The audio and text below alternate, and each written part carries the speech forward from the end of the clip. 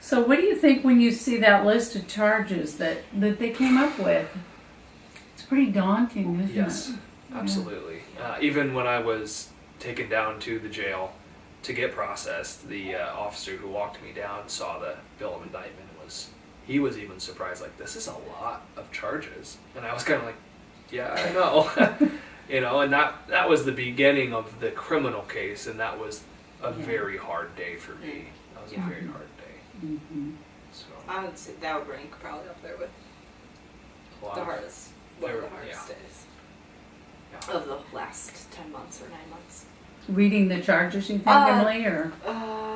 That the day that I would say you went to surrender, and we knew our life was gonna kind of be very public. Well, yeah, and things were never gonna be the same as they were the day before that day. Yeah. Even with everything we've been dealing with in the couple of months.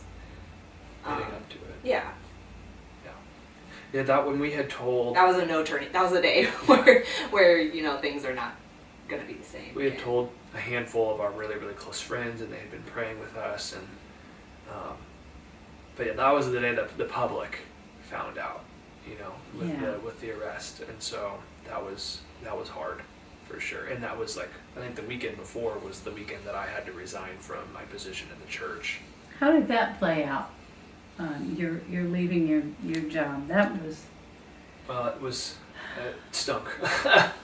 But the leadership at Eastview was honestly really incredible. We went to them like right away. We wanted to be able to reproach that this was all happening. Even the day after we left the hospital, we went and talked with one of our executive pastors and shared what was going on. Half so that obviously he knew because I was on staff there, and half because, you know, we wanted them to partner with us in prayer and in helping guide us through this. And so we met on a regular basis over those weeks and before the arrest, and just with status updates. And we would pray together and just kind of talk about more practical things, like, you know, what if this actually does happen, and things of that nature. They were always on our side from day one, and also extremely shocked that this was happening, but just helping us through this. Yeah, our church. And you were going to leave because of the nature of the charge. Yeah, and so then, I was put on leave from the church, and I did a little bit of work from home during that first month, but then once the charges came officially was when I had to resign. Mm-hmm. Because due to our code of conduct. Even though it was just an allegation. Yeah. Not that I had, you know, obviously not that I had done anything, but even just the allegations. And my position was one of 4 most public positions at the church, the largest church in McLean County. So yeah. So will you be going back? Not at this point. They've not invited me back. Okay. So we still attend there, and we love it. Okay. Do you want to go back? I'd love to go back into ministry. Yeah. Okay. We love Eastview. I mean, if they would have us back, we would go. But that's obviously up to their discretion, and even if they have positions, you know. So obviously, being a church, it has to have. Yeah. Is someone else doing that role now? Okay. Yes. Yeah. They hired somebody in the fall. Okay. What has this meant to you financially? You lost your job that you loved doing. Yeah. Much more than a job to you. Absolutely. Yeah. It was. Yeah. It was something that we felt called to, and so it's more than just a job that we liked and a job that provided. Mm-hmm. We lost that staff family. We didn't lose our church family. Well, the staff is still friends. Absolutely. Sorry, I just wanted to clarify. You didn't mean like.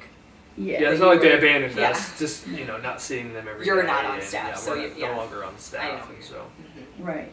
Was this a dream job? Absolutely, yeah. This was something that was, and as a 25-year-old, that's honestly unheard of, and we were extremely grateful to have it.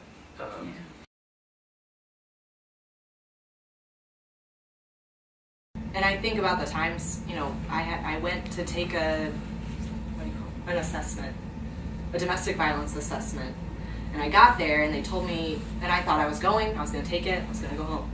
I got there and it was a 2-parter. So I had driven, I'd driven all the way there. You gotten care for a I'd living, gotten childcare for my daughter. I thought I was, and they said it's a 2-part. You got to come back in a week and do the next part, or 2 weeks, or whatever it was. And I just thought, like, I have the support. I have someone who can take my child again on that day, so I can come back, and I have my car to drive there, and I can do it. But I've thought a lot about what happens to you if you don't have that. So, I don't know what I'm going to do with that feeling, but I just see the need for a lot more support for families who are going through this, even if they I know that the system exists for a reason. I get it. I know that there are substance abuse issues. I know there are physical abuse issues. I know there, but those people deserve all the things that I have. I didn't do anything special to get, to live with both of our families in the same town that can help us and care for our daughter, and so many people don't have that. And so I don't know what is to be done about it, but there needs to be more. I just think we need to help parents more.